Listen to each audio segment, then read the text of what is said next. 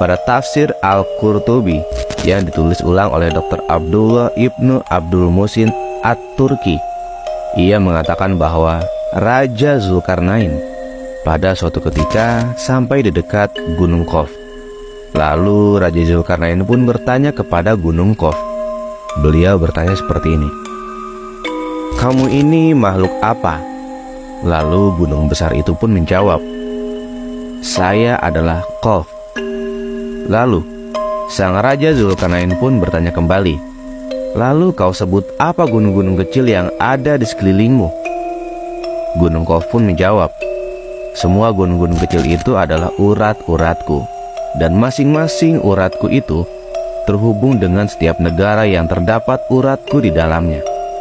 Jadi, ketika Allah Subhanahu wa Ta'ala memerintahkan aku untuk menyebabkan gempa pada kota atau tempat tertentu, maka aku akan memerintahkan gunung-gunung tertentu untuk bereaksi dan menyebabkan wilayah itu akan terkena bencanaku, dan semuanya atas kehendak Sang Maha Besar Allah Subhanahu wa Ta'ala.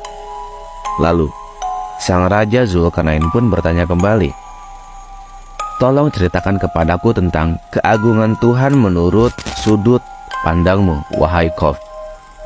Lalu Gunung Qaf pun berkata, "Bahwa di balik aku terdapat dunia lain yang dimana terdapat lapisan dari tubuhku yang mengelilinginya, dan jarak untuk sampai ke induk tubuhku yaitu sejauh 500 tahun perjalanan, yang dimana lapisan-lapisan dari tubuhku terbuat dari bongkahan-bongkahan es raksasa yang tebalnya berlapis-lapis, dan jika bukan karena ada bumi lain di balik setiap lapisanku, maka aku akan terbakar akibat dari panasnya api neraka yang berjarak sangat dekat denganku." Nah, dari kisah Gunung Qaf seperti tersirat bahwa Gunung Qaf ternyata memiliki suatu peran untuk menjaga dunia agar tidak terbakar secara cepat oleh api neraka. Oleh karena itu, Allah menciptakannya dengan 7 lapisan yang dimana setiap lapisan-lapisannya akan melindungi manusia untuk terjaga dari kobaran panas api neraka. Tapi nih, mungkin aja pada saat nanti kiamat tiba, 7 lapisan dunia ini akan melebur di lahap panasnya api neraka.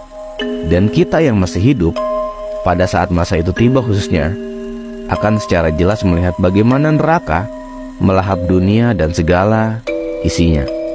Bisa lo bayangin kan, sebesar apa wujud dari neraka? Bahkan dunia aja bisa dilahap oleh sang api neraka.